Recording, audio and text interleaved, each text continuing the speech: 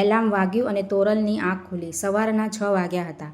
સંકેત એની બાજુમાં જ સૂતો હતો. આજે રવિવાર હતો એટલે સંકેતને ઓફિસમાં રજા હતી. એટલે તોરલે સંકેતને જગાડ્યો નહીં. પણ દિવાળી નજીક હતી અને ઘરમાં ઘણું કામ પણ હતું. એટલે તોરલ વહેલી ઉઠી હતી. વહેલા ઉઠવાનું બીજું કારણ એ હતું કે આજે તેના અને સંકેતના લગ્નની વર્ષગાંઠ પણ હતી. આજે એમના લગ્નને 7 વર્ષ થયા હતા. સપ્તપદીના 7 ફેરાથી શરૂ થયેલો તોરલ અને સંકેતનો સંગાથ 7 વર્ષના મીઠા દાંપત્ય જીવનથી ભરપૂર હતો.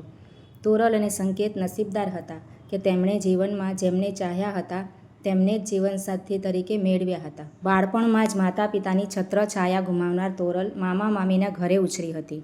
પણ મા તે મા અને મામી તે મામી એ ક્યારેય માનો પ્રેમ પામી શકી ન હતી. પણ સંકેતના ઘરે આવ્યા પછી તેને સાસુ સસરાના રૂપમાં મા બાપ મળ્યા હતા. એ તોરલને પોતાની દીકરી બનાવીને રાખતા હતા. બસ ભગવાને એક જ વાતે ખોટ આપી હતી તે એ કે લગ્નના 7 વર્ષ પછી પણ તેનો ખોળો ખાલી હતો. પણ સંકેત કે તેને માતા પિતાએ ક્યારેય આ વાતે તોરલને ઓછું લાગવા દીધું નહોતું. એમ છતાં તોરલ તેના જીવનમાં એક ખાલીપો અનુભવતી હતી. હજી બધા સૂતેલા હતા એટલે તોરલે સ્ટોર રૂમની સફાઈ શરૂ કરી. સફાઈ કરતાં કરતાં તે નવી જૂની વસ્તુઓ બહાર કાઢવા લાગી. ત્યાં અચાનક એની નજર ઘોડિયા પર પડી જે તેની બહેનપણી અર્ચનાએ તેને ગિફ્ટ આપ્યું હતું. આમ તો અર્ચના તોરલ અને સંકેત બંનેની મિત્ર હતી. કેમ કે કોલેજમાં ત્રણેય જણા એક જ ક્લાસમાં ભણતા હતા.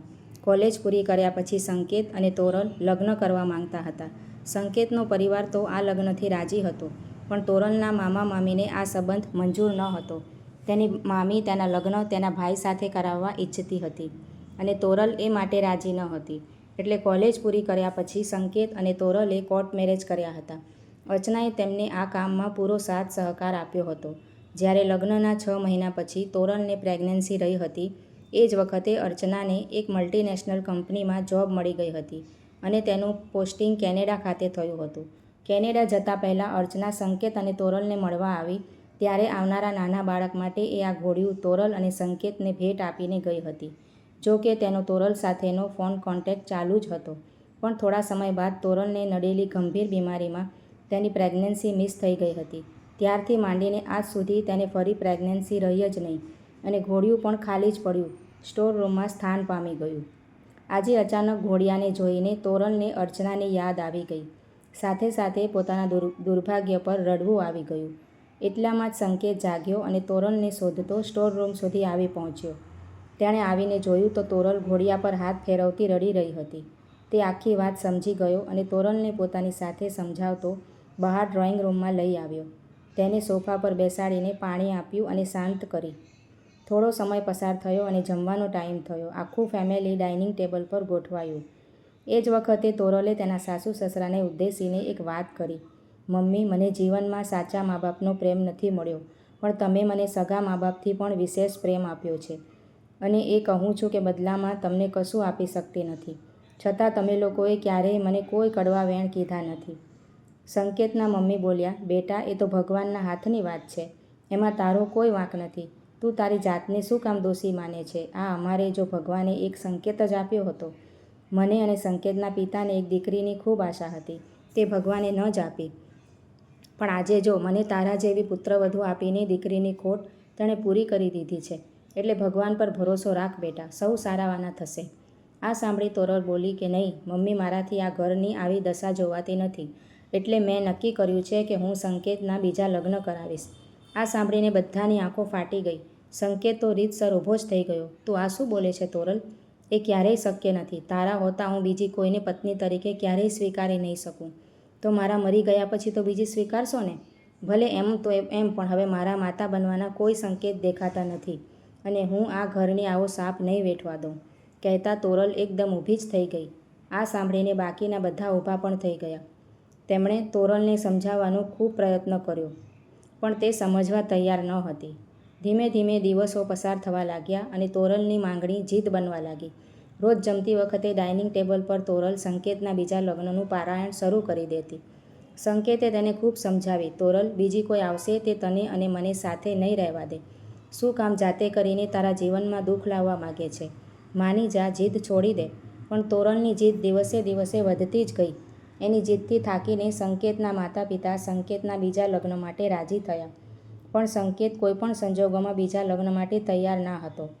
એટલામાં એક દિવસ કેનેડાથી અર્ચનાનો ફોન આવ્યો. તેણે તોરલને જણાવ્યું કે તે ગુજરાત પાછી આવી રહી છે. તેની કંપનીએ તેનું પોસ્ટિંગ અમદાવાદ ખાતે કર્યું છે અને તે આવતા મહિને અમદાવાદ આવી રહી છે. સંકેતના ઘરમાં સંકેતના બીજા લગ્ન કરવાનું તોરણ ચાલુ જ રહ્યું. એટલામાં એક દિવસ અર્ચના આવી પહોંચી.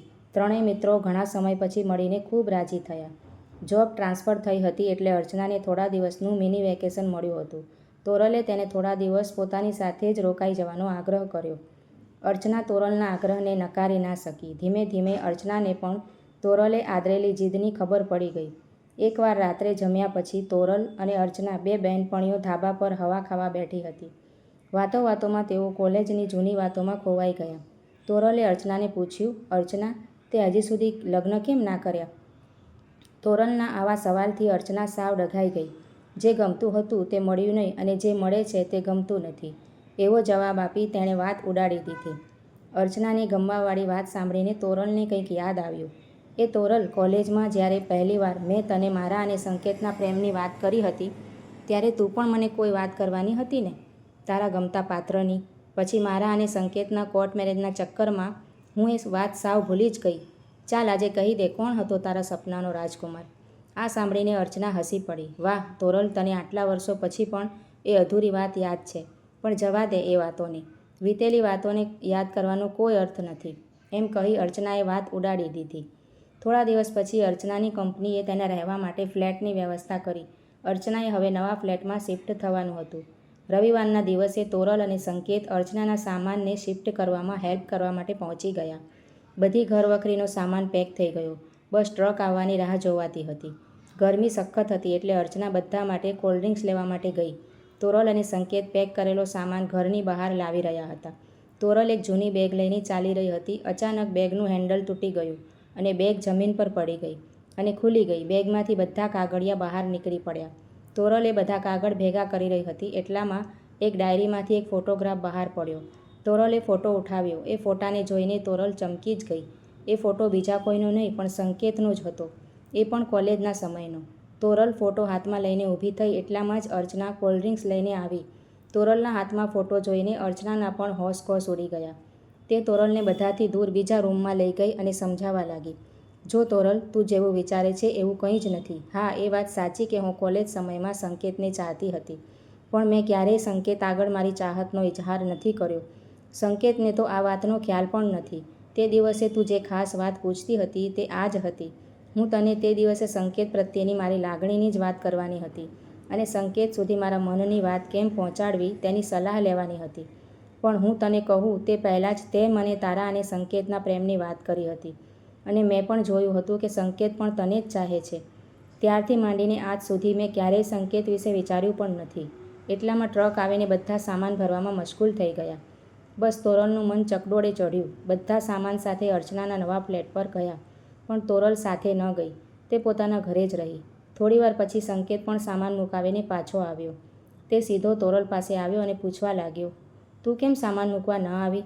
તેના પ્રશ્નો પર ધ્યાન ન આપતી તોરલ સંકેતને જ નીરખી રહી. તેણે કોઈની સાથે કોઈ વાત ના કરી અને સૂઈ ગઈ. સંકેત પણ સૂઈ ગયો, પણ તોરલને ઊંઘ ન આવી. તેના મનમાં અનેક જાતના વિચારોનું ઘોડાપુર ઉમટ્યું. તેણે જેમ તેમ કરીને રાત કાઢી. બીજા દિવસે સવારે તેણે સંકેતને ઓફિસે ન જવા કહ્યું. એક અગત્યની વાત કરવી છે એમ કહીને રોકી લીધો. જ્યારે સંકેતે પૂછ્યું તો કહ્યું, બપોરે જમતી વખતે બધાની હાજરીમાં કહીશ. તોરલે અર્ચનાને પણ ફોન કરી પોતાના ઘરે જમવા બોલાવી. અર્ચનાને તો ખૂબ જ નવાઈ લાગી. તેને તો એમ જ હતું કે આ બધું જાણ્યા પછી તે સંકેતને ચાહતી હતી. તોરલ તેની જિંદગીમાં ક્યારેય બોલાવશે જ નહીં. પણ આ તો ઊંધું થયું. એમ કરતાં બપોરનો સમય થયો. બધા જમવા માટે ટેબલ પર ગોઠવાયા. એટલામાં અર્ચના પણ ધબકતે હૈયે આવી. તેને આવેલી જોઈ તોરલ તેને હસતા ચહેરે દરવાજા સુધી સામે લેવા ગઈ. બધા જમવા બેઠા. સંકેતે પૂછ્યું, શું વાત છે તોરલ, તું શું કહેવા માંગે છે? એવી કઈ અગત્યની વાત છે કે તે મને આજે ઓફિસ પણ ન જવા દીધો? તોરલે કહ્યું, પહેલાં બધા જમી લો પછી બધી વાત કરું. બધા જમીને પરવાર્યા. સંકેતે ફરી પૂછ્યું, હવે તો બોલ તોરલ, શું વાત છે? તોરલ ઊભી થઈ અને અર્ચનાની નજીક ગઈ. અર્ચનાના હૃદયમાં ધબકારા વધી ગયા. નક્કી તોરલ આજે મારા અને સંકેતના સંબંધો પ્રત્યે વહેમાઈ ગઈ છે. આજે તે બધાની વચ્ચે ધમાચકડી મચાવશે. ત્યાંથી આગળ વધી તોરલ સંકેતની નજીક ગઈ. તેને પગે લાગી અને કહ્યું, સંકેત, હું જાણું છું કે તમે મને ખૂબ પ્રેમ કરો છો, મારો ખૂબ જ ખ્યાલ રાખો છો, પણ બદલામાં હું તમને કંઈ સુખ આપી શકતી નથી. સંકેતે તોરલને ઊભી કરતાં કહ્યું, તોરલ, મેં તને કેટલી વાર સમજાવી કે આવા વિચારો મગજમાંથી કાઢી નાખ. હું તારાથી ખૂબ જ ખુશ છું. તોરલ ત્યાંથી પાછી અર્ચના પાસે આવી. અર્ચના, તું ખરેખર ખૂબ મહાન છે. તે મારા સુખ ખાતર તારા સુખનું, તારી લાગણીઓનું અને તારા પ્રેમનું બલિદાન આપી દીધું. પણ આજે હું ફરી તારી પાસે કશુંક માંગુ છું. તું ના તો નહીં કહે ને? અર્ચનાને ખૂબ નવાઈ લાગી. તું શું કહેવા માંગે છે તોરલ? શું વાત છે? જે વીતી ગયું તે વીતી ગયું. મેં તને સવારે કહ્યું હતું ને કે તું જે વિચારે છે એવું કંઈ હતું જ નહીં. જે હતું તે એક તરફી જ હતું. સંકેત તો કશું જાણતો પણ નથી. એ સાવ નિર્દોષ છે. એ તને અને માત્ર તને જ ચાહે છે. આ બધું સાંભળી સંકેત અને તેના માતા પિતા અચરજમાં પડી ગયા. આ બધી વાતોથી અજાણ તેમને કંઈ સમજાતું નહોતું કે આ બધું શું ચાલી રહ્યું હતું. તોરલ અર્ચનાને પગે પડી ગઈ અને કરગરવા લાગી. અર્ચના, તારા મારા પર ખૂબ ઉપકાર છે. બસ એક છેલ્લો ઉપકાર કર, મારા સંકેત સાથે લગ્ન કરી લે. આ સાંભળીને બધા ચમકી ઉઠ્યા. તોરલ આ શું કહી રહી હતી? સંકેતના મમ્મીએ તોરલ પાસે ગયા, તેને ઊભી કરી અને તોરલ, તું ગાંડી થઈ ગઈ છે? આ શું બોલે છે? અને તેનું ભાન છે? તોરલ પોતાની સાસુને કોળો કાઢી કરગરવા લાગી.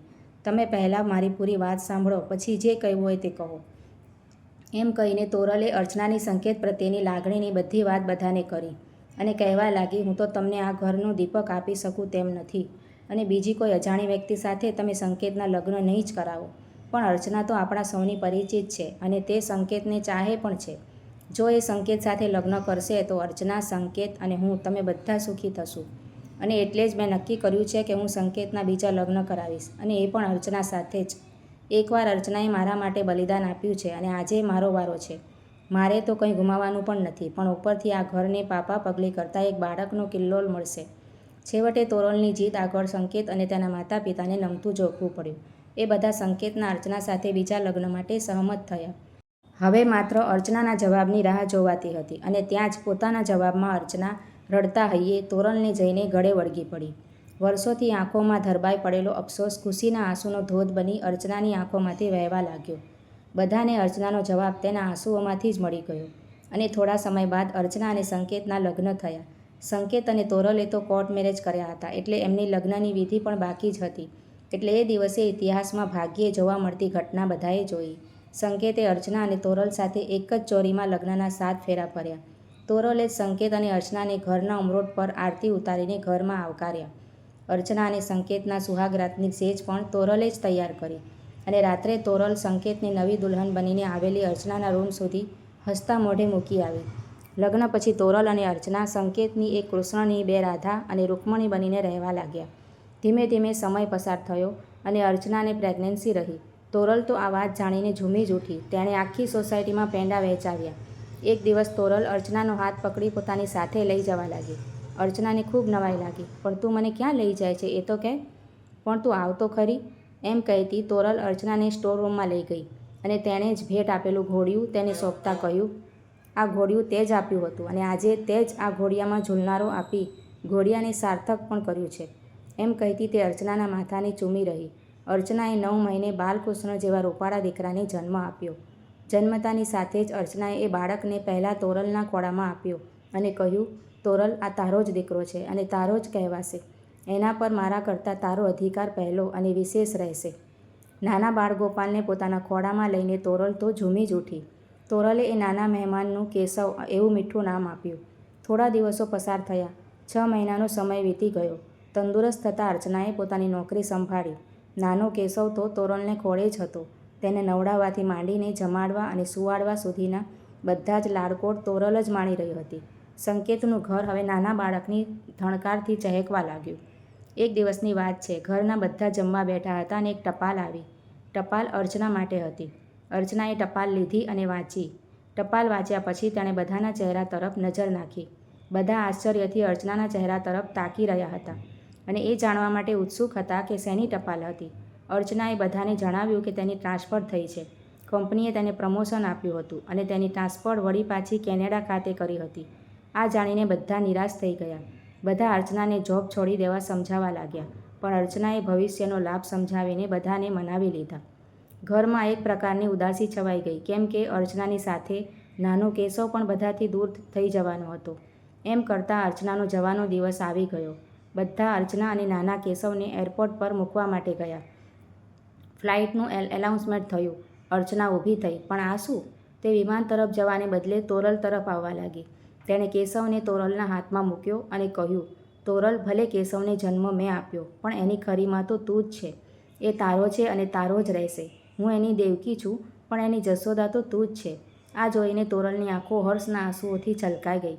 તે ઉપકારભરી નજરે અર્ચનાને વળગી પડી. બધાની આંખો આંસુથી છલકાઈ ગઈ. બધાને રડાવતી અર્ચના હસતા ચહેરે ફ્લાઇટમાં બેસી કેનેડા ચાલી ગઈ. બધા અશ્રુભીની આંખે તે મહાન હસ્તીને જતા જોઈ જ રહ્યા. નાનો કેશવ પોતાની જશોદાને જોઈને મલકી રહ્યો હતો. વિડીયો જોવા માટે બધાનો આભાર.